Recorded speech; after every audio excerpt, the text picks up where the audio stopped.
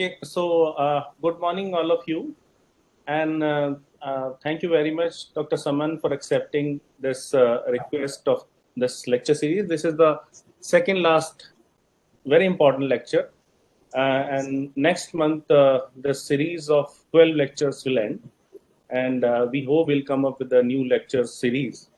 So before we start, I would just formally introduce Dr. Saman. Dr. Saman is a chief scientist at CSIR's Central Drug Research Institute. She did her PhD from NII in 1996. She was awarded INSA Young Scientist Medal in 1996, and she worked on her INSA grant as a project associate at NII until she joined CDRI Lucknow as a scientist in 1998. Where she started working on organelle biology of malaria parasite. Her group has explored processes and pathways in the malaria parasite embedded in the organelle, the epicoplast, and mitochondrion. This has contributed to significant understanding of the mechanism of transcription control, translation, and post-translation modification parasite organelle, the organization, replication, and repair of organelle genome, and has identified target for drug designs also.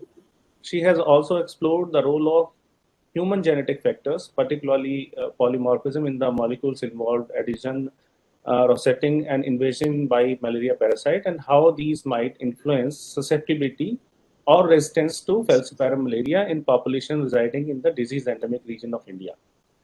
She is an elected fellow of 3 science academies of India, the Indian National Science Academy, the Indian Academy of Sciences, Bangalore, the National Academy of Sciences, Allahabad. She has been awarded J.C. Bose National Fellowship by DST, Government of India in 2021, National Women Bioscientist Award by Department of Biotechnology, DBT, in 2012, and B.K. Bachawat Memorial Lecture Award by National Academy of Science, India in 2008. CSR, and she has CSR Young Scientist Award in 2001 also. She has been, I'm happy to say this, that she has been associated with the Mira India program since this program started. She has also helped NMR as a SEC member and other committee member. She is very inspiring figure in the field of malaria biology. She's always very, I know her from the long time. She's a very kind-hearted person and always full of help. I just requested just yesterday some urgent help, and she has, very kindly accepted. Thank you so much, madam. So now I request Dr. Manju Rahi is with us. Dr. Rahi? Yes. Thank you, Sachin, for such a nice and detailed introduction. And I'm really overawed by all the exemplary stunner career you have had all these years, and with a list of awards. I think it's our honor to have you today for this lecture. And I have had personal experiences with Dr. Saman. She has been my member of the PRCs. So it's really a great to have you on this. And today's lecture will immensely benefit the many people, many scientists who are hearing these lecture today. And this series has been a great success. Different kind of people from different domains of malaria research have come and spoken on different aspects of malaria. I, being a public health scientist, I feel it's important to address all facets of malaria. Ultimately, the whole goal of malaria goes towards mitigation of malaria, be it direct public health approaches or the approach you take in identifying new drug targets, understanding the parasite biology. We are all driving towards one common goal. So as I was just joking with Sachin on WhatsApp yesterday, understanding the title for me itself is difficult. So today I'll try to comprehend whatever I can make out of the lecture, and maybe I'll come up with some very naive and dumb questions. So please bear with me. And I'm sure many of these young scientists who are at NMR will be very happy to hear your lecture. And thank you, Sachin, for having such nice and very, accomplished people. And she's very young, enthusiastic, and with so much she's already achieved, Dr. Saman. It's very nice to have you here from ICMR and NMR. I welcome you on board. And over to you, and the floor is yours. Thank you so much. Thank you so much, Dr. Rahi, and for all the kind words that you and Sachin have spoken about me. I have been listening to most of the lectures in the Mera series I had to miss a couple, but it's been really a lovely series, and we have learned so much from the diverse people who've spoken in this lecture series. So thank you once again for hosting not only me, but for hosting all the others as well in this very informative and something that gives you a lot of inspiration to see what other people are doing and so on. So I'll begin my talk now, and I'm sorry if the title seemed complex, but I hope as we go along, you will realize that it's not so complex after all. Can you see my slides now? Can you see my slides? Yes, madam. Yes. Yeah. Okay. So, so I'm going to speak on the biology of the parasite and try to address two organelles that are present in the parasite. But before we move on, you all are familiar with this, but I want to show this because every time we look at the life cycle of the malaria parasite, we try and comprehend the complexity of the whole cycle, and not only the cycle. Each of the components of the parasite as it moves through the mosquito and the human host are different in morphology, are different in their metabolic pathways. They differ in the kinds of proteins they express, and therefore, when one has to either generate vaccine, try and make vaccines against the parasite, or even try and identify new drug targets for future interventions, you have to always keep in mind this immense complexity that the evolution of the parasite has sort of incorporated into its life cycle. Dr. Saman, if I can, I'm sorry if I can interrupt you. Yes, Sachin Mridul is writing that the slides are not visible. Is it the problem with his system, or none of and everybody else can see the slides? I can see the slides very clearly.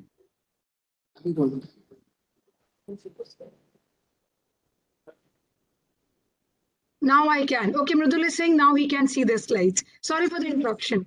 That's fine. Yeah, when we started, I couldn't see the slides, but now it's okay. Okay. So, yeah, so basically the idea is, of showing you this, which is something that all of you are familiar with, is just to remind ourselves of the complexity of the parasite as it moves through these different hosts. And this complexity is not only in the morphologies that the parasite and the kind of haploid, diploid genome it moves through, but also in the nature of the proteins it expresses, the pathway it operates, and so on and so forth. Now, people have, of course, tried to design drugs, using the knowledge that we currently have. And most of these are, of course, as we know, against the blood stages of the malaria parasite. But we understand also that in the last few years, even treatments of using artemisinin, which is our frontline anti-malarial, have started failing. And this started in around 2019 report that came from Southeast Asia, and also now art resistance is coming up in Africa. So the problem is immense, but there are a lot of efforts going through. New drug candidates are there, and I'm trying to make you go through the process itself, but also how understanding of new biology of the parasite can give us novel approaches to address this. Now, what are the major drugs that we know today? I'm making it a fairly simple presentation initially because I want students to sort of get into the mode, and then we can move to a little more complex things. So just to sort of remind you all that this is the parasite, and the current major class of antimalarials that are targeted against the parasite are here. So if you have, if you look at the digestive vacuole of the parasite that I show here in white, then inside you have the process of conversion of hemoglobin, which is then converted into heme and globin, and the heme is then polymerized into hemozoin. And chloroquine and piperacin interfere with this conversion of heme to hemozoin, and therefore toxic heme stays in the parasite and results in parasite killing. But then you have transporters like PFCRT and MDR1, whose mutations result in efflux of chloroquine, and you can have resistance to chloroquine developing, right? You also have mefloquine and lumefantrine. Then you have artemisinin, which has multiple targets. Some of the targets are incorporated here, but there are also multiple effects of artemisinin on translation, etc. So it seems to have, pleiotropic effects on parasite biology. Then you have sulfadoxine and pyrimethamine, which are antifolates, and they target DHFR and DHPS. And as you know, in India, sulfadoxine, pyrimethamine are part of the primary treatment, except in Assam, where resistance has been generated, and therefore this has been replaced by lumefantrine. Then you have, now I'm coming to these two organelles, which is what I'm going to talk about today. You have atovaquone, which targets the electron transport chain and targets cytochrome B of the electron transport chain of the mitochondrion. And atovaquone is in use as an antimalarial. But in addition to atovaquone, due to the mitochondrion, you have another organelle in the malaria parasite, which is called the epicoplast. And if we move now to see what the epicoplast is, this organelle was discovered only around 1991, which by Ian Wilson, who was sequencing the genomes of the malaria parasite by pulse field electrophoresis. And there was this realization that apart from the chromosomal DNA, that is your nuclear DNA of the parasite, there was a 6 kb repeat mitochondrial genome. But in addition to this was also a third genome, which was a 35 kilobase pair circular genome. Now, initially, nobody thought that there would be something like a plastid in the malaria parasite. And therefore, when the genome was first, the DNA was first identified, it was thought it might be the mitochondrial genome. But when the DNA was sequenced, it turned out that the genes it codes for and the arrangement of these genes is very similar to what we find in plant chloroplasts or plant plastids, telling us that this was a reduced plastid. This was a genome that was possibly present in a reduced plastid that had lost photosynthesis. So a plastid that does not carry out photosynthesis, but has other components of the plastid genome. This then McFadden, very interestingly, in an essay in '97, once this was sequenced and a lot of sort of hypotheses coming up on its localization in a plastid, asked the question of whether the malaria parasite can therefore be called a plant. It's not just a rhetorical question, it has implications in the way the plastid has come about evolutionarily, and I'll show you that in the next slide. So this plastid is interesting because it has 4 membranes surrounding it. The mitochondria, as we know, has 2 membranes surrounding it, the inner membrane and the outer membrane, but the epicoplast has 4 membranes surrounding it. And proteins, it of course encodes for some proteins, primarily for proteins that are part of the ribosome, and some ribosomal RNA and some tRNA, a component of the RNA polymerase, and some other factors. The mitochondrial genome is 6 kb long. It codes only for 3 open reading frames. It has cytochrome oxidase 1, cytochrome oxidase 3, and cytochrome B, and a large amount of fragmented ribosomal RNA. So essentially components of the ribosome and components of the electron transport chain, but only 3 components. All the other components must be translated, are nuclear encoded, translated in the cytosol and imported into these organelles. And the same holds true for the epicoplast. Only this much is encoded. The rest of it is nuclear encoded and translated in the cytoplasm and imported into the organelle by proteins that carry transitin signal peptides. And proteins that go to the mitochondria carry mitochondrial targeting sequences. Now, how did this epicoplast come about evolutionarily? One can imagine that in the evolutionary past, there were cyanobacteria, and these cyanobacteria were photosynthetic and autotrophic. And this cyanobacteria might have been eaten up by a phagocytic eukaryote, what we're calling the first phagocytic eukaryote, to give rise to a eukaryotic cell like this, in which this cyanobacteria was incorporated as an endosymbiont. So this is the first step of endosymbiosis, the primary endosymbiosis. This red alga-like eukaryote would have been eaten up by a second phagocytic eukaryote in a process that we call secondary endosymbiosis, giving rise to this kind of organism, in which you would have the plastid, which is represented by the original cyanobacteria, remnants of the nucleus of the first eukaryote, which would then be degenerated and go into the secondary eukaryote, and these 4 membranes. So the inner 2 membranes are membranes of the original bacterium. This membrane is the plasma membrane of the red alga, and the outer membrane is the phagocytic membrane of the secondary endosymbiont. One can imagine that over time, as these became parasites, the requirement for photosynthesis was lost, because now the organism would be dependent on the host for its nutrition. And therefore, these thylakoids or photosynthetic apparatus was lost completely. And what we see today as the malaria parasite is this. This is not only the malaria parasite, the entire epicomplexa, except Cryptosporidium, all carry the epicoplast. So this is an epicomplex and organelle in which you have these 4 membranes. You have a genome, but you do not have photosynthetic apparatus. Now, this whole theory was given that this is a secondary endosymbiont, but it was only in 2008, as late as that the missing link between this and this was discovered, and this was Chromeravelia, which is partially endosymbiotic on corals off the Australian coast. And in this organism, in Chromera, which are chromerids, you can see exactly the same thing, except that photosynthesis has not been lost. So this becomes a missing link between this and this. So evolutionary processes must have gone through chromerids into epicomplex. Now, if one looks at the epicoplast and how it looks like in the microscope, it's interesting. You look at, so the epicoplast therefore is a result of secondary endosymbiosis, 2 endosymbiosis events and subsequent loss of photosynthesis. Now, how does the epicoplast look? It's present usually in sort of close proximity to the mitochondria.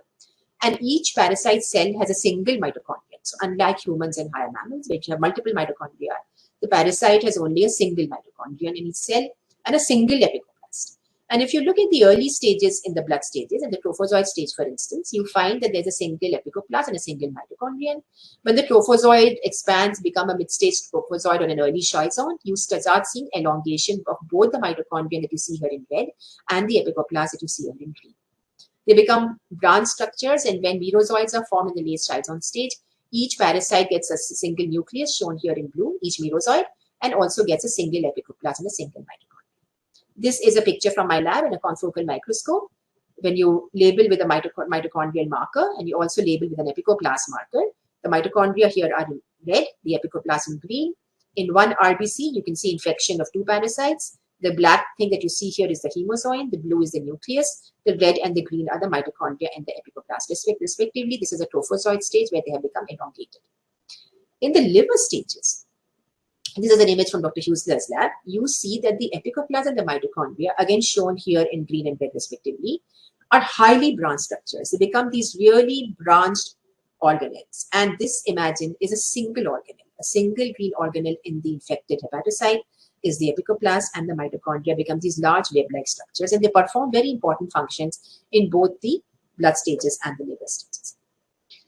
Now, early on, our lab and others started exploring how this 35 kb circular genome of the epicoplast replicates. And this was also of great interest because initially, just when the epicoplast was discovered, people had used ciprofloxacin and tried to see whether it would inhibit epicoplast replication, and it was inhibiting epicoplast replication. And as we know, ciprofloxacin is an inhibitor of gyrases. So the whole idea was, and it was understood, that if we inhibit the replication of the epicoplast, and the epicoplast is not carried over, so its genome does not divide, and the epicoplast is not carried over to the next cycle, then the parasite is not able to survive.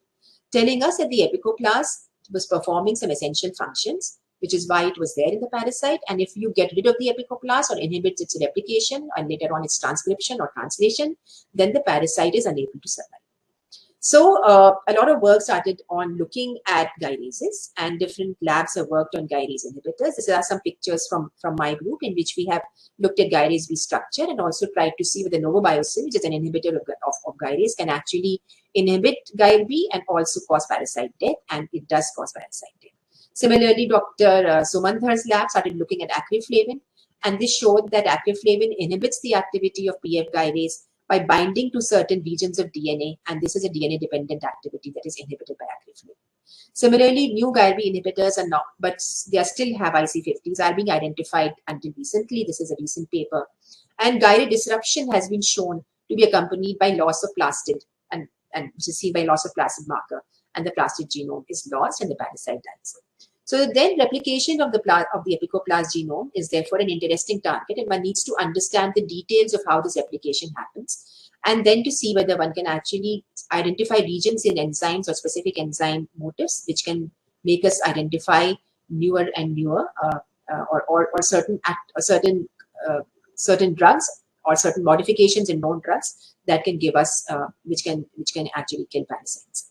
Now the next question to be asked was, what is the genome doing inside? So you have this genome, but you don't know whether it's actually transcribed and translated. So very early on, when I started working on malaria, we showed that the Plasmodium epicoplast is translationally active. And we did this by actually making antibodies against a protein that's encoded by the plastid genome, and then showing that these antibodies specifically went to the epicoplast, which told us that this gene that was inside the epicoplast genome was actually translated within the organelle, and these antibodies would specifically recognize it. And then by using a series of translation inhibition, known prokaryotic translation inhibitors, we could show that there was specific inhibition of translation using these inhibitors. So because the epicoplast has prokaryotic origin, like the mitochondrion, a lot of antibacterials like chiromycin that targets EFTU, it exhibited antimalarial activity in culture. Also prokaryotic translation inhibitors such as thiostrepton, chloramphenicol, clindamycin are all believed to target plastid translation, and they result in parasite death. But when you use these translation inhibitors, the question that you ask is, fine, we are seeing parasite death, but how are we sure that these inhibitors of bacterial translation or prokaryotic translation are targeting the epicoplast or targeting the mitochondria? because both these organelles have come as symbionts from prokaryotic ancestors. So, some of us started looking at this by actually making these proteins, expressing these proteins, and trying to understand how these drug and protein interactions were taking place. And for instance, if you use the fusidic acid, which is a steroid antibiotic, one found that it had greater inhibitory effect on the apicoplast EFG compared to the mitochondrial elongation factor G. And there was a structural alteration in the mitochondrial elongation factor G that made fusidic acid bind to apicoplast EFG stronger than mitochondrial EFG. Although it had effects on both, the primary effect was on the apicoplast elongation factor. We also know that doxycycline, which binds 30S ribosomal subunit, is in clinical use today, and doxycycline targets the ribosome of the apicoplast. So clearly, anti-apicoplast drugs can be in clinical use. Similarly, clindamycin, which inhibits transpeptidation, has been used in clinical trials with another drug, and I'll talk about it subsequently. Now, there was a large European Union project in which Dr. Amit Sharma was also a part, and so was I. And that whole program tried to work out the mechanisms of translation in the apicoplast and the mitochondria of the malaria parasite.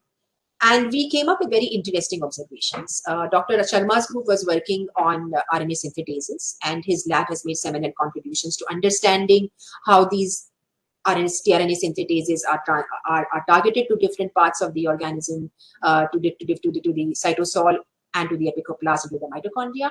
And an interesting part of this is that when you look at tRNA synthetases in the mitochondria, you realize that tRNA imported into the mitochondria is actually already loaded with amino acids. And therefore, most of the tRNA synthetases are not coming into the mitochondria, and the loading is happening inside, and the loaded tRNA is coming in. Except for phenyl tRNA synthetase, where you have one phenyl RS, which is mitochondrial, and phenylalanine is loaded inside the mitochondria, and this is from Dr. Sharma's lab. We were looking at the major essential translation machinery in both the apicoplast and the mitochondria, and we found various differences. The most obvious difference was that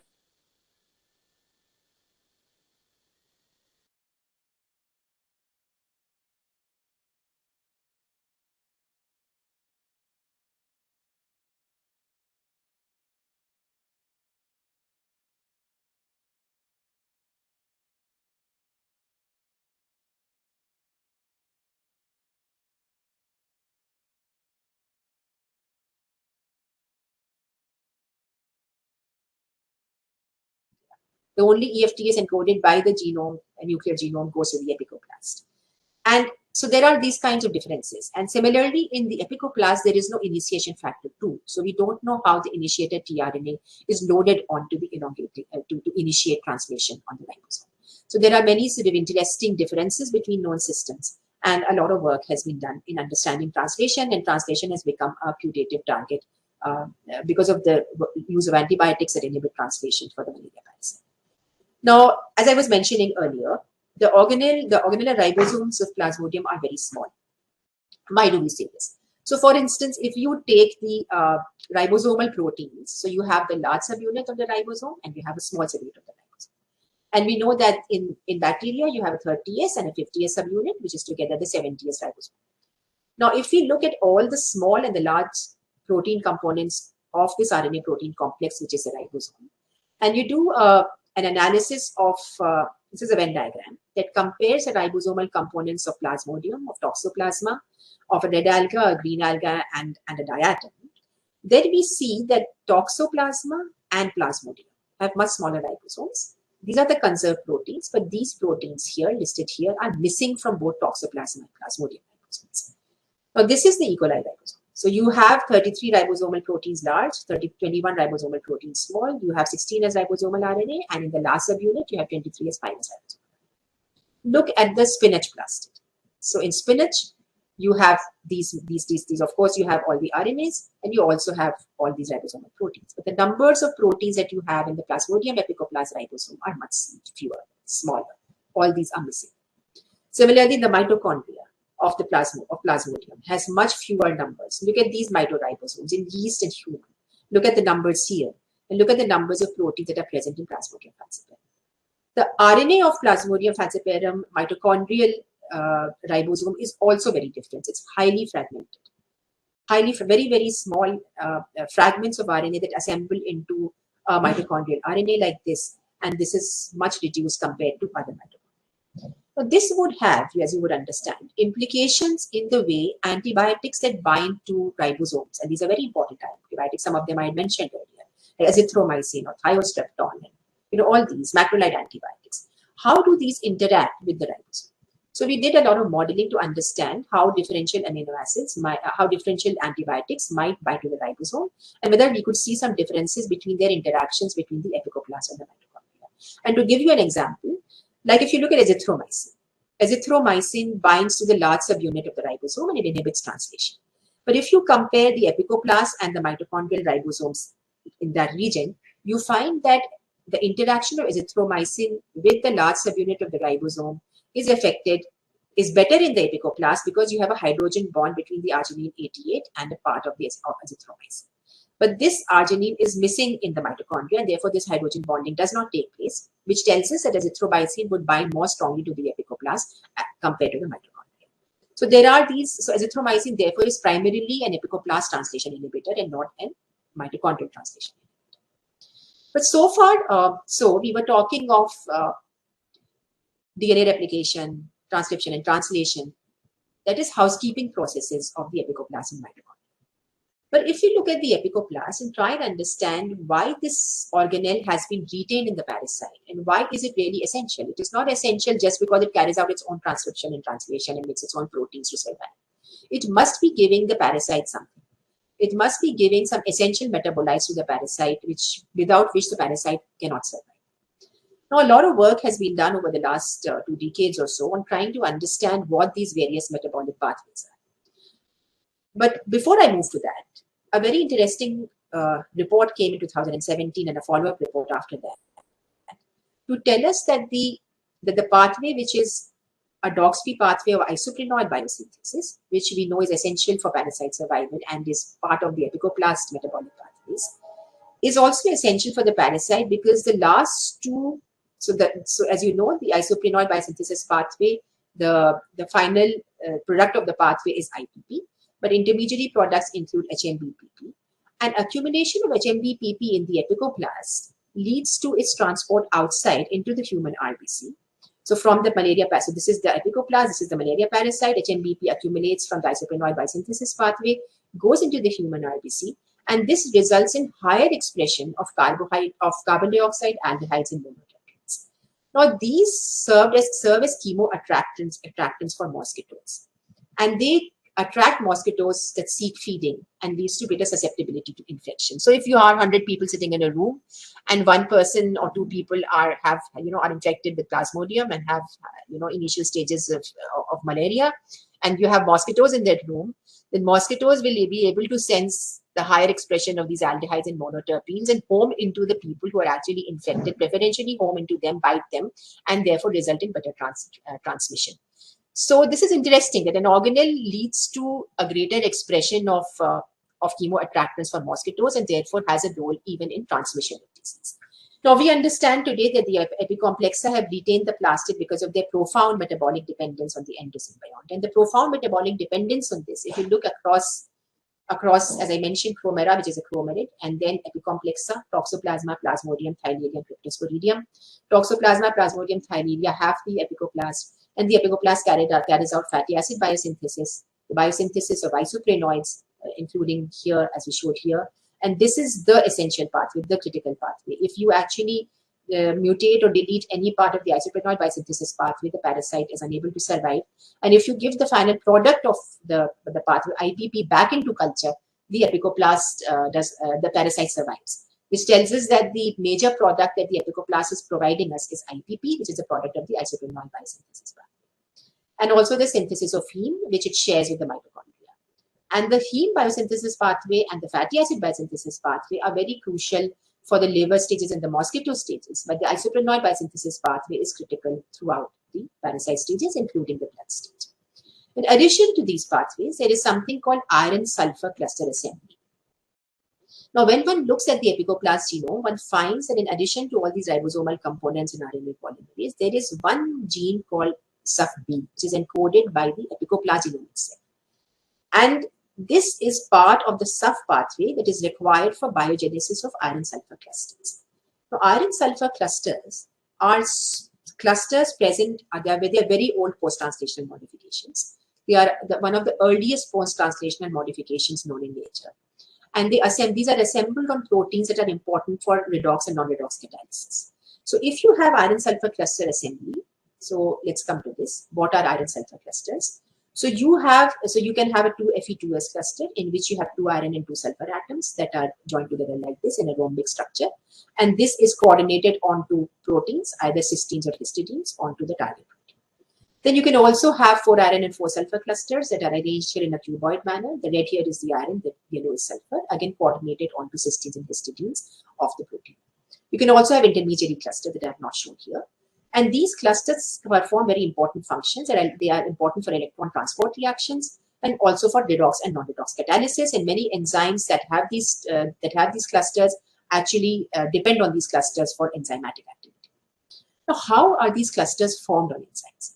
These clusters are assembled on enzymes by 3 major pathways that are known in nature: the ISC pathway, the NIF pathway, and the SUF pathway. The ISC system is found in bacteria and most eukaryotes. The NIF pathway is found in bacteria, primarily nitrogen-fixing bacteria.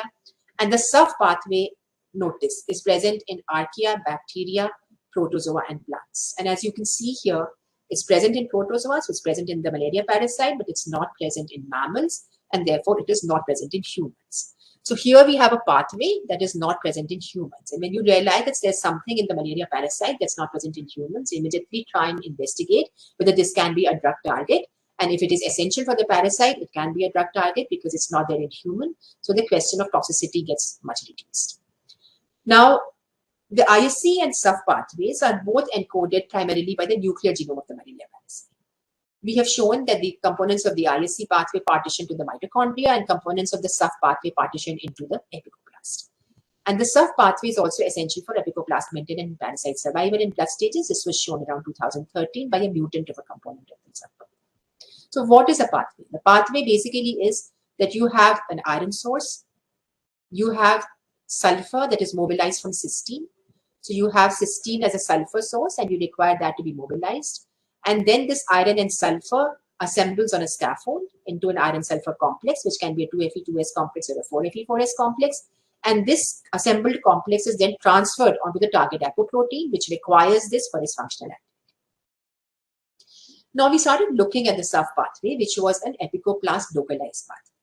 And we found that all the putative components of this pathway, SUF-B was encoded by the epicoplast itself, and all the others, SUF-S, SUF-E, were all nuclear encoded, but were localized to the epicoplast. So the pathways was operating inside the epicoplast. And I'm not going into details here, but just trying to tell you that the first enzyme of this pathway we characterized was SUF-S, which is a cysteine desulfurase, converts cysteine to alanine and transfers the persulfide into its interacting partner SUF-E. Right? So this is the image that shows you that the SUF-E activates SUF-S activity.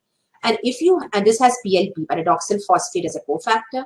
And if you use a compound, we use dicycloserine, which is a drug also used against tuberculosis, to try and sequester PLP, bind here, make an adduct with PLP. Then you can inhibit SUF-S activity, and you can also cause parasite death. So this told us that SUF-S activity was essential for SUF assembly, and that SUF assembly was essential for enzymatic function in the epicoplast. And if that enzymatic function was blocked, then the parasite was not able to survive. And this is a structure that shows you how PLP interacts with SUF-S, and this is how SUF-E PLP interaction is taking SUF-S-SUF-E interaction is taking place, and the persulfide is transferred to PLP. Now we also then showed that after the cysteine is mobilized, then this is the scaffold complex. This is a complex which has a SUF-B component shown here in cyan, the SUF-D component shown here in blue, and 2 molecules of SUF-C. SUF-C is an ATPase, and the activity of SUF-C is enhanced by its interaction with SUF-D. And there is an interaction between SUF-C and SUF-D here, and this whole complex is formed, and this interaction results in greater ATPase activity of SUF-D. Why is it important? It's important because if you have a SUF-E SUF-D interaction like this, and you have a pocket here, and we know now that if you mutate SUF-C, then the FES pathway is not able to operate, and the parasite dies. So if we can, and SUF-D enhances ATPase activity of SUF-C. So if we can, by any means, either by small molecules or by peptides or any other means, actually inhibit the SUF-D SUF-C interaction, we might be looking at a good target site. So basically, what I have said so far is this. I'm just trying to put it in perspective, is that this is your pathway, the sub-pathway. This whole pathway is apicoplast localized. We have shown that all these components go into the plastid. The first step is conversion of cysteine to alanine and using the sulfur that's generated to come here and assemble. We still don't understand what the iron source is, but essentially the iron and sulfur assemble on the scaffold. Sub-C is an ATPase, and sub-D interacts with sub-C and increases its ATPase activity. Then once the iron-sulfur complex is assembled here, which is a 4Fe4S complex, this is transferred by carrier proteins, NIFU and SAFE, and individual knockouts have been made of these proteins as well. And these carry them to target proteins in the apicoplast. What are these target proteins? This is what is critical. The target proteins are ferredoxin, which is very important for maintaining the redox potential of the organelle. And most importantly, they are enzymes of the isoprenoid biosynthesis pathway, the first two, ISPG and ISPH, which require the iron-sulfur cluster. And if they don't have the iron-sulfur cluster, isoprenoid synthesis does not take place. And if it does not take place, there is no IPP, and the parasite is not able to survive. So clearly, if you inhibit the SUF pathway, you inhibit the isoprenoid biosynthesis pathway, and the parasite dies. And this was, we confirmed this by doing knockouts in mosquitoes. So we made a conditional knockout using the Flippase FRT system in collaboration with my colleague Dr. Satish Mishra, who generated these knockout parasites and surface knockout parasites. And very interestingly, we found that if you make this knockout, it grows okay in the blood, but it does not. It completely blocks its growth in the mosquito stages. So you do not see sporozoids in salivary glands. You know, this is a normal. You see a lot of salivary gland sporozoids, but in the knockout line, there are no sporozoids. And why does this happen? This happens because, as you see in the wild type, you have in the oocyst in the mosquito, perfectly normal growth of sporozoids, and these are formed, these elongated structures. But in the knockout line, you do not see sporozoid formation. So there is a developmental inhibition of formation of sporozoids if you knock out surface in the mosquito, telling us that surface was critical for survival of the parasite and has a role in development of the sporozoids. Now, this was as far as, so surface can therefore be used as a target. I'll go back to the slide, and we can target this interaction, you can target this interaction, and we can try and see whether we can design inhibitors against this. Now, if you look at the iron-sulfur assembly pathway, which is the ISC pathway in mitochondria, it differs from the iron-sulfur from the SUF pathway in that its proteins are completely different. The essential idea is the same. You still need a scaffold and you still need carrier proteins. And you still need sulfur mobilization. But the proteins that carry out these functions are very different in both these pathways. And the ISC pathway components, nuclear encoded ISC pathway components, all target to the mitochondria of the parasite. And one has, and one knows from bacterial systems that and other mitochondrial systems that there is a large complex which has the initial ISCS, the cysteine desulfurase, and the scaffold ISCU, which then assembles this and transports it through carriers onto target proteins. Now, these are the putative ISC components that we mined in the nucleus of the parasite. And from studies done lately, we could also identify that some of these had been predicted to be essential for parasite survival. And the one that you see here in star, ICS, ISD11, Q1, A1, A2, A1 are all found to be essential for parasite survival.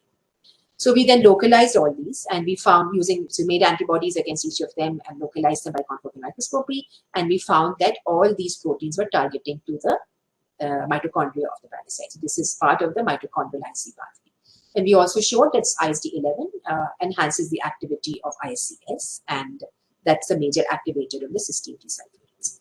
Similarly, because we had recombinant proteins, we made recombinant proteins of the entire pathway. We could assemble the entire pathway in vitro. And this was interesting because it's not easy to make all these recombinant proteins and assemble whole parasite pathways in vitro. We assembled the whole pathway.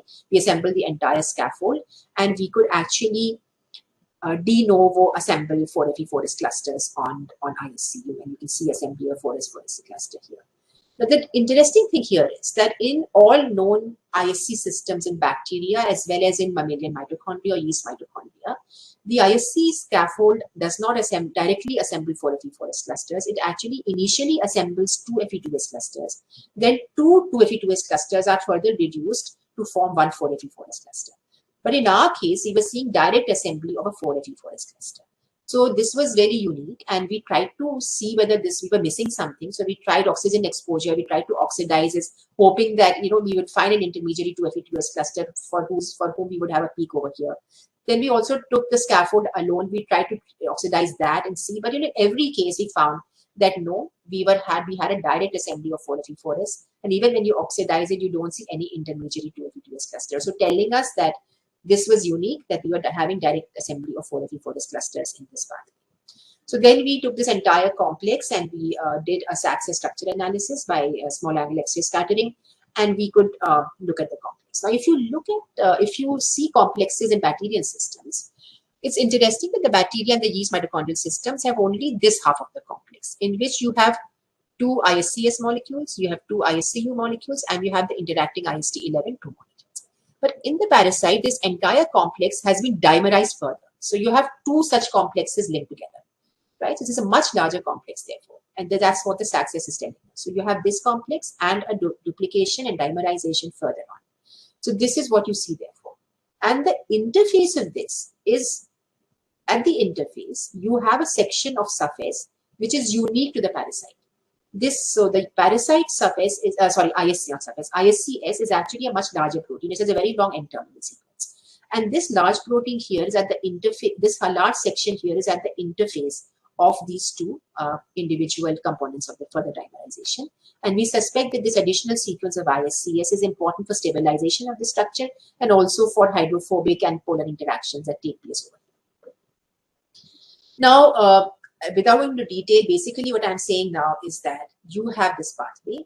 We know that this pathway is essential, and that you have this pathway is interesting because you have not only this complex that you know in other systems, but this complex is further dimerized into a much larger complex. Also, that the mitochondrial ISC pathway does not assemble 2Fe2S clusters directly, it directly assembles a 4Fe4S cluster.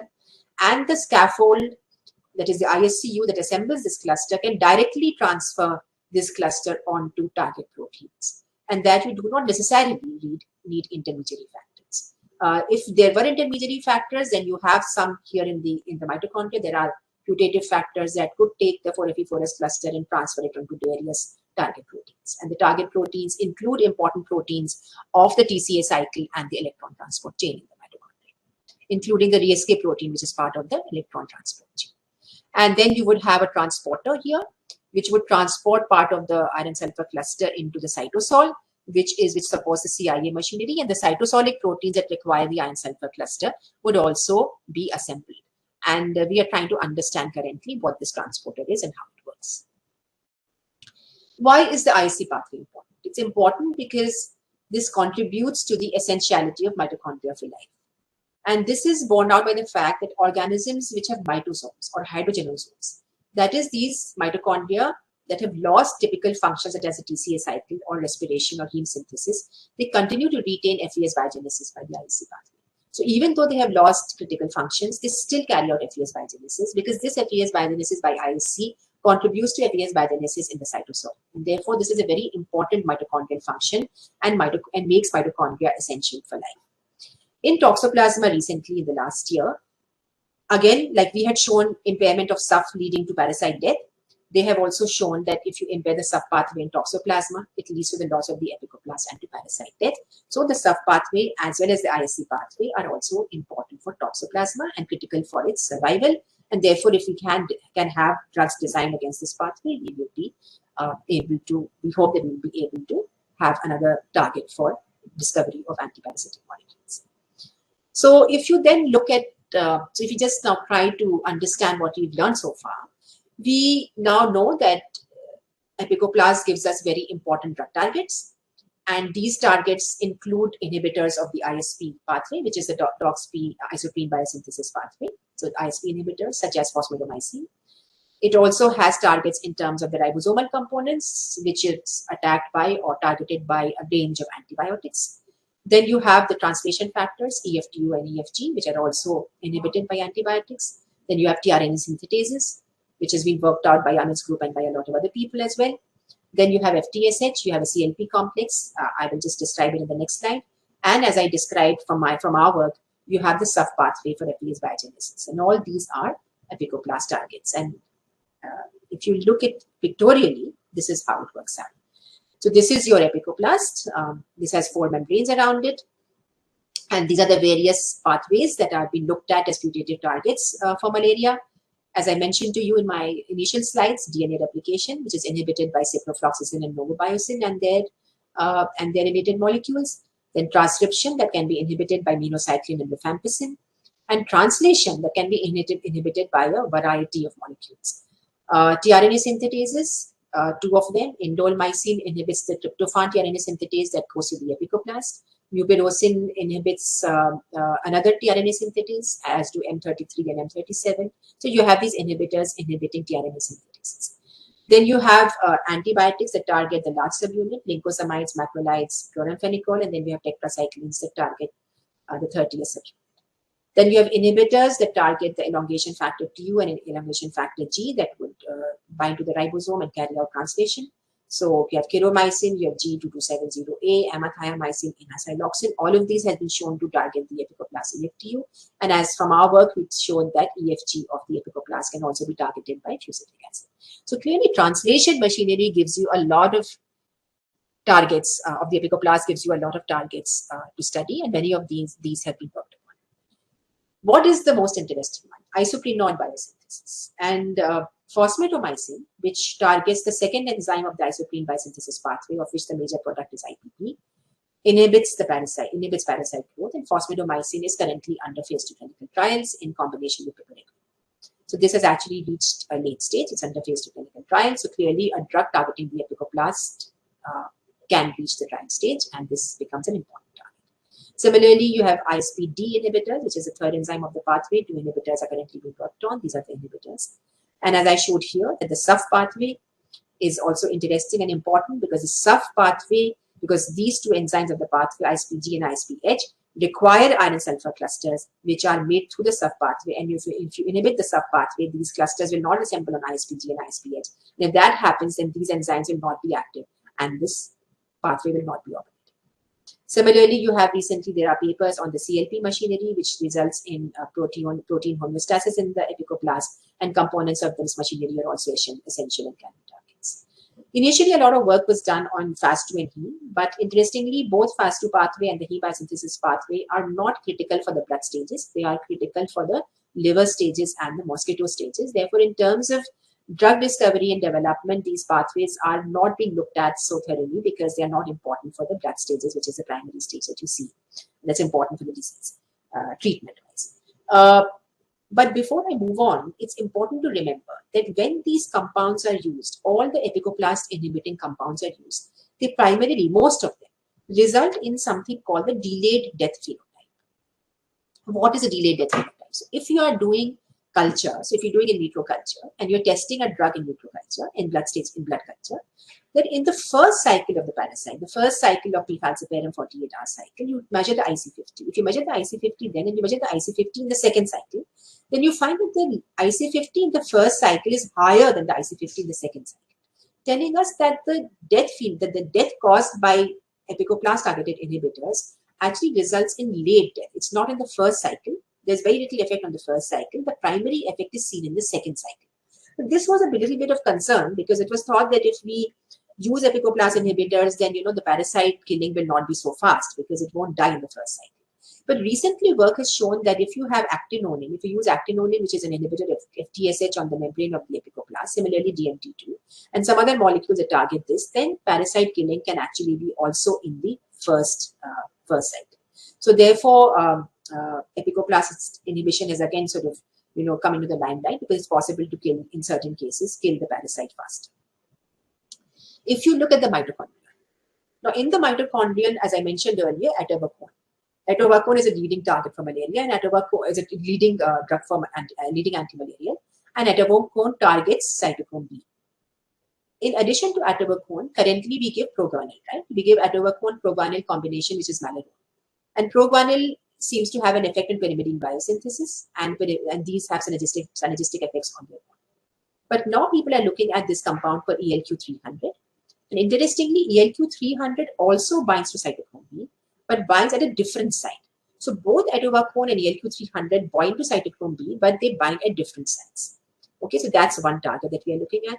We have also, people have worked on DHODH, which is converts dihydroorotate to orotate and is important for pyrimidine synthesis, and DSM-265, which was being developed. Currently, the development is stopped, but there are reasons for that. But basically, a lot of work was done on DSM, which inhibited DHODH, right? And this is also a mitochondrial inhibition.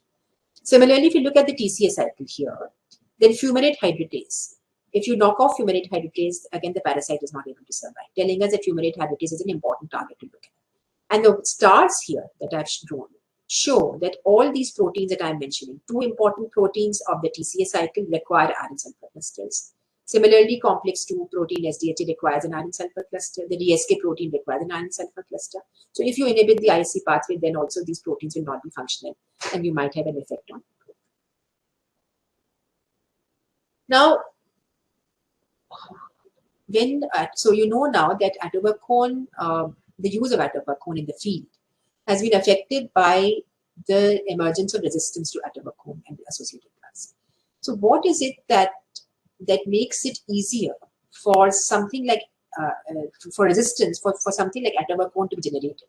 Because atovaquone targets an enzyme, cytochrome B, which is an electron transport chain component, which is encoded by the mitochondrial genome, right? So cytochrome B is one of the 3 proteins made by the mitochondrial genome itself. So it's a mitochondrial product. Now, what makes resistance to drugs targeted to mitochondria easier?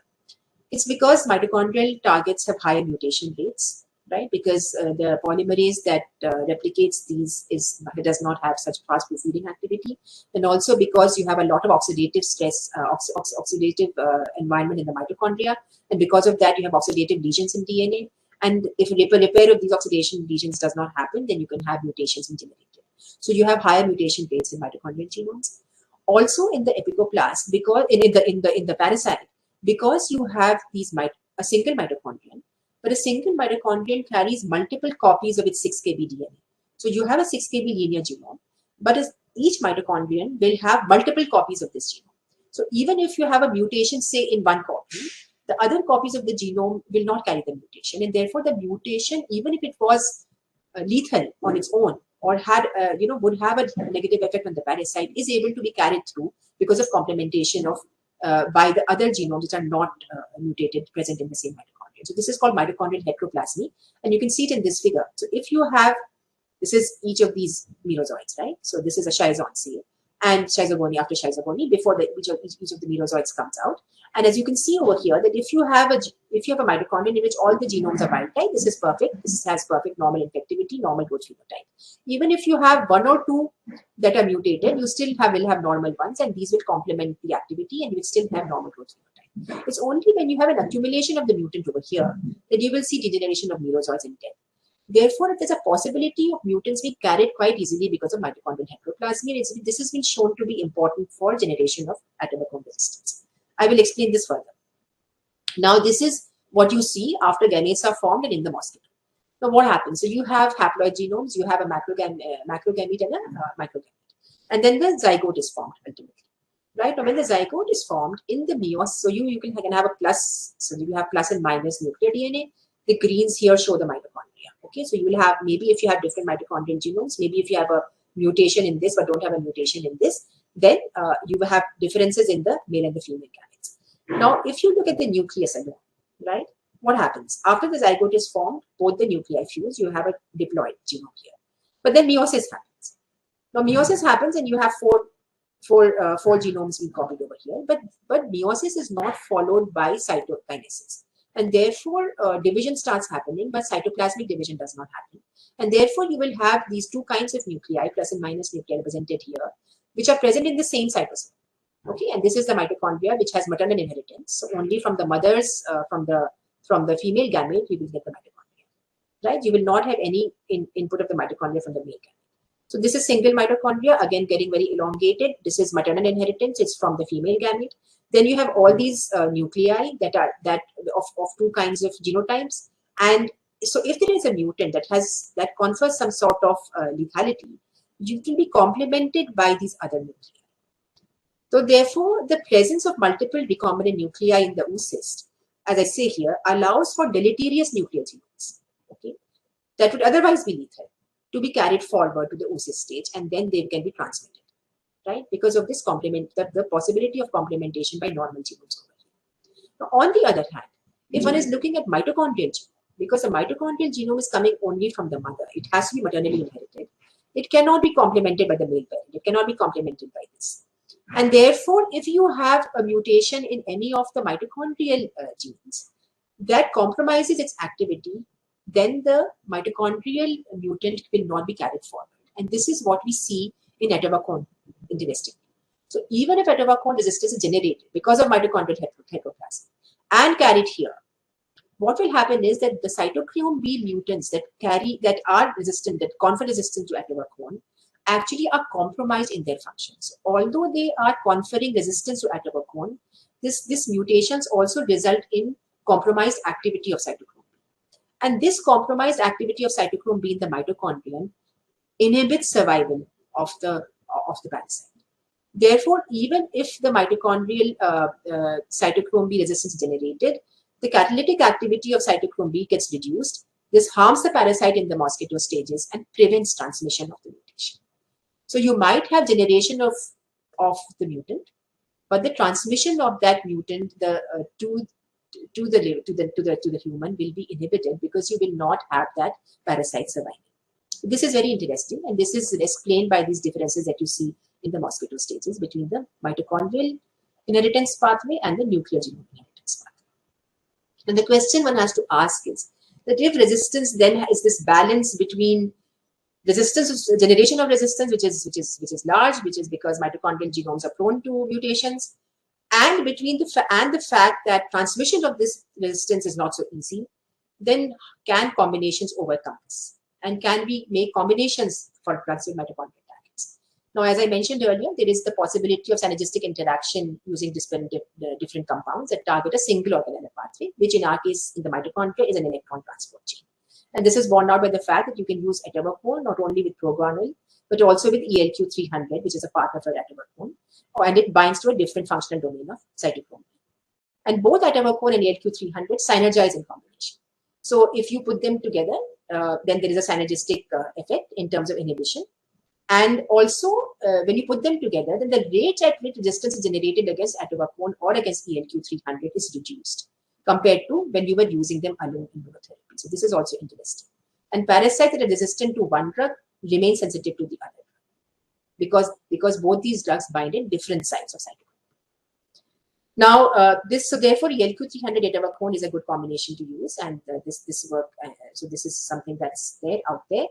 And synergy, however, does not occur when Atobacone is combined with DHODH inhibitor, DSM-265, and the resistance to monotherapy arose to both easily, and therefore the combination of Atobacone and DHODH is not going to be a successful combination.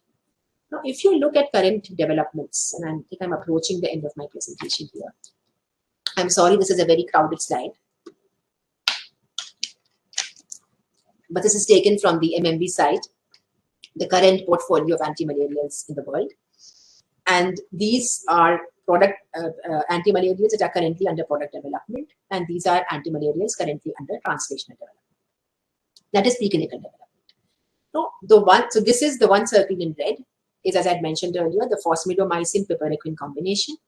Phosmidomycin targets the isoprenoid biosynthesis pathway of the apicoblast. This is currently in phase 2 clinical trials as a combination drug.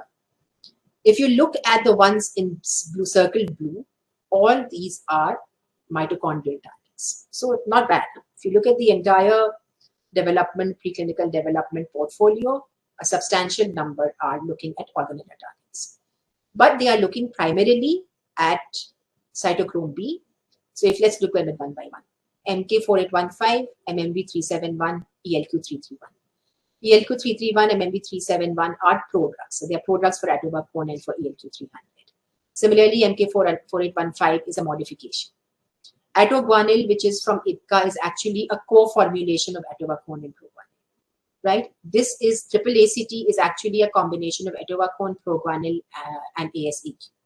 So these are different combinations of similar Atobacone or Atobacone prodrugs that are being tested today as putative antimalarials, and a number of them and a number of combinations are currently under investigation. And I think this is likely to move forward into a patient exploratory phase 2 stage.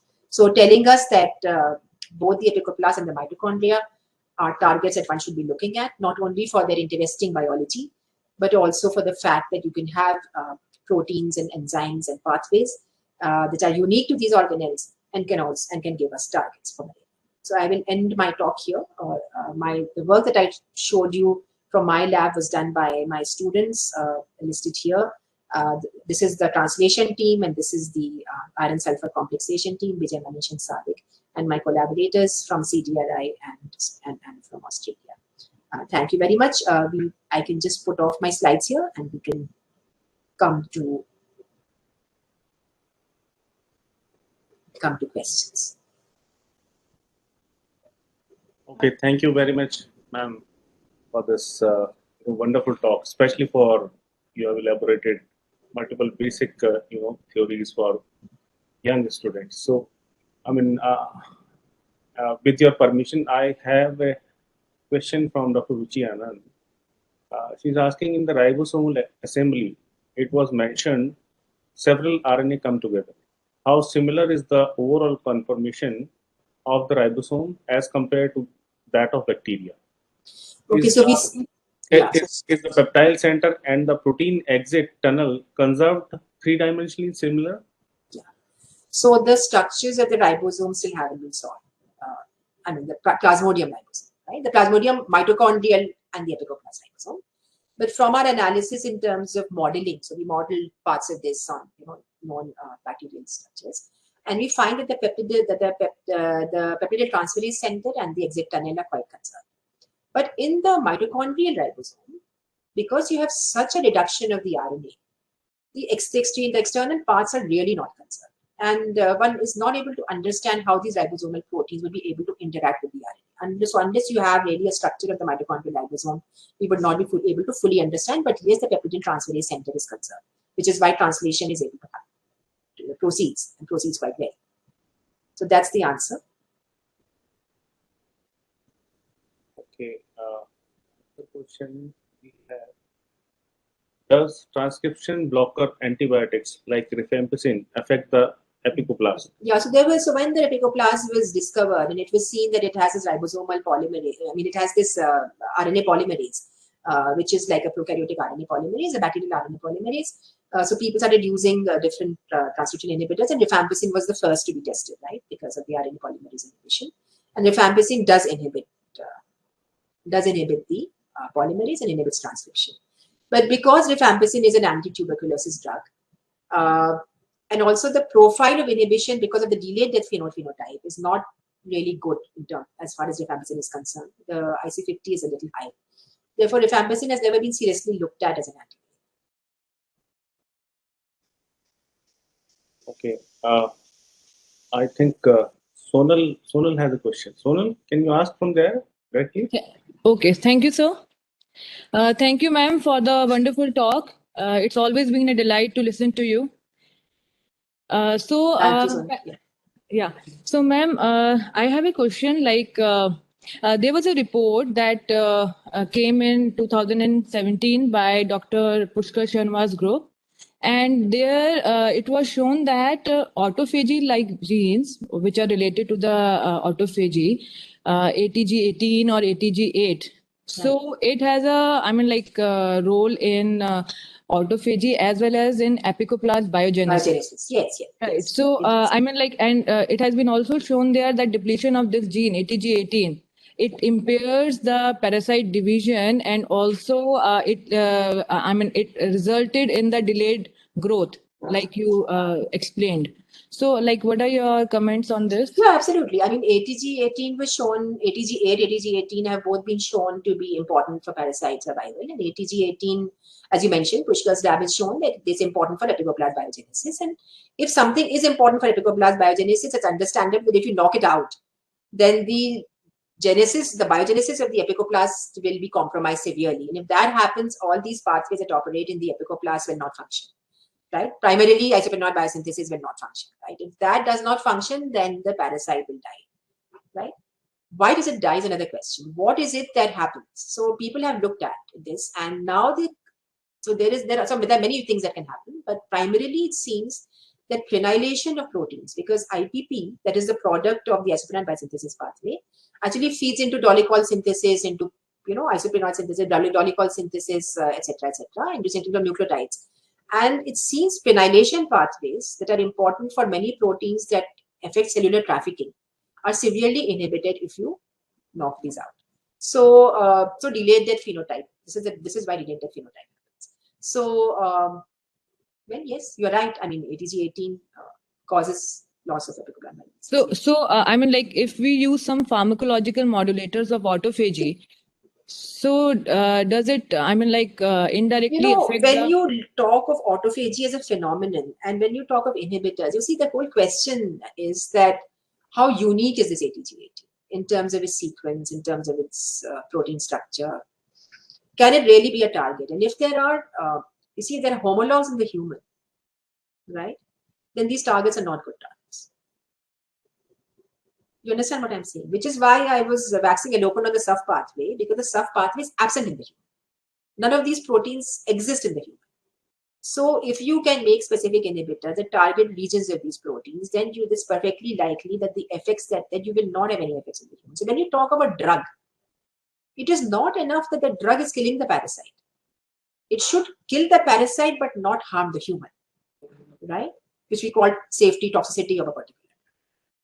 So even if you are using proteins that have, if you use proteins that are very conserved, then you can't develop drugs. Yeah. Yes, ma'am. Yes. So you have to look for proteins and pathways that are not so conserved, right? So, and then look at whether they are essential for the parasite. That's step one. So validate the target. And if they are essential for the parasite, then now can we design inhibitors? And if we can design and make inhibitors, then now does it actually work in vitro? If it works in vitro, does it work in vivo? And there's a big gap between working in vitro and in vivo. A lot of us work on drug development here in CDRI. You can have many, many drugs that show in vitro effects. But when you put them in the mouse model for malaria to see whether they're actually killing the parasite, they don't work well. And that's got many reasons. It's because the drug may not be absorbed properly from the intestine and the stomach. It might be metabolized very fast in the liver, and the metabolized product does not kill the parasite. There are so many reasons. It might be excreted. The absorption might be very low. There might be solubility issues. So what I'm trying to say is that drug development is not a linear process. I mean, you have to take many sort of, cross many paths, many lanes. There are many sort of roadblocks, and there are many reasons that have to be overcome. But primarily, one must understand that every protein that is essential for the parasite is not a drug target. Okay, proteins have to be essential, but they also have to be different. It is the zones of difference that you have to track. So, ma'am, this PF-ATG18, which is the autophagy protein, it is also shown to be important for PI3PK related regulation in artemisinin-resistant parasites. So, there is one study that came up recently, I mean, not very recently, in 2018 or so. Okay. So, they have associated autophagy-like phenomena with the artemisinin resistance also. So I mean, artemisinin resistance like KELS13 also, has been linked to the whole proteasome degradation machinery, right? So all these proteins have multiple roles, and they will have roles in resistance, particularly because artemisinin targets so many pathways. Okay, artemisinin interestingly does not have a single pathway targets, right? You know that. I mean, it has effects on so many things. And KELS13 mutants, people have linked them in these many papers to the fact that you have a whole modification of the way the proteasome machinery will work and how protein homeostasis will be affected. Similarly, they might have effects on autophagy and how parasites will happen. So that's understandable. Resistance, yes, but drug target, I'm a little doubtful. Okay, thank you, ma'am. Thank you so much. Okay. So, I just received one more question. This is: do you identify any compound which inhibit SUF system? Parasite may overcome by using ISS system for this. Yes. So this is something that we are working on. Currently, we tried some molecules it's interesting. SUF pathway is also conserved in bacteria. But interestingly, the bacteria have both the ISC pathway and the SUF pathway. The ISC pathway is the predominant pathway in bacteria. So basically, iron sulfur complexation in bacteria takes place with the ISC pathway. It's only in times of oxidative stress or iron starvation do bacteria start activating the SUF pathway. Okay. So people have looked at inhibition of the ISC pathway, but have not really looked at inhibition of the SUF pathway, because in the whole bacteria field, the SUF pathway did not seem to be an important pathway. It was only a backup pathway. Now, ever since this whole thing of epicoplast, SUF pathway essentiality, that this whole thing is unique, not there in the human, has started. Now, people are starting to look at SUF as a target. We have modeled these structures, but we still do not have crystal structures, right? But since we do not have crystal structures, it's not easy to do ab initio design. And we had a clue from a Mycobacterium paper in which there was a molecule that had been, not designed for inhibition of SUF-C, but had been it was used in MTB, and then they had shown that MTB dies, and then among the targets, they had shown that it might be the SUF pathway. And we tested this molecule on the malaria parasite, it did not work. So I do not think that that's a SUF molecule at all. So what I'm saying is that design of molecules has to be ab initio, and that right now we don't have any inhibitor. So basically now design has to happen. And we're going to do screening, of course. So we have the system in place. We can actually do screening of molecules and so on using the system. Okay. Yes, so in continuation, Dr. Bahawal from RMRI, from ICMR system, we cannot inhibit ISC system as it is housekeeping system, in continuation to the previous question. Yes, so what we are trying to see here is that the ISC system in the malaria parasite is not a conserved ISC system. It still has components that are different. And as I showed you in my presentation, there is this whole surface insertion which causes this dimerization of the complex. And can we look at that dimerization, because that's not there in the other ISC systems, right? Similarly, I mentioned there is this whole assembly of 4Fe4S, whereas in all the other systems is assembly of 2Fe2S. Now we have to understand what drives this, because what I'm trying to say is that surface, of course, is completely absent in the human. But the ISC system is present in the human, yet there are differences that the parasite mitochondrial ISC system has compared to the human ISC system. And now we have to understand what these differences are, and can these differences, these unique sequences present in Plasmodium, serve as possible intervention sites. So let's look at these two differently. SUF system, yes, because it's absent in the human, and we know we have knocked them out, everything that you have. But the ISC system is there in the human, but the parasite system is quite diverse from it. That's what we are trying to say. Okay, so I think in interest of time, we should conclude this session now. And if we have more questions, so Madam, I'll email you. Yeah, thanks. Yeah. Okay. So with this, I thank you very much from my personal side, Mera India, and from NMR to Dr. Saman for her precious time. She has always, busy schedules, and we requested at the last moment for this talk today because, near future is absolutely tight schedule for her also and for us also. So I would also thank you for all the audience for joining us, for their time, and for this wonderful lecture. So as I mentioned in the beginning, this was the second last talk of the series. So next month we will have Dr. Manju Rahi for the concluding talk of this lecture series. And after that, I'm sure that we will come up with more lecture series like this. Thank you, ma'am. Thank you so much. Okay. Thank you, Sachin. Thank you, everybody.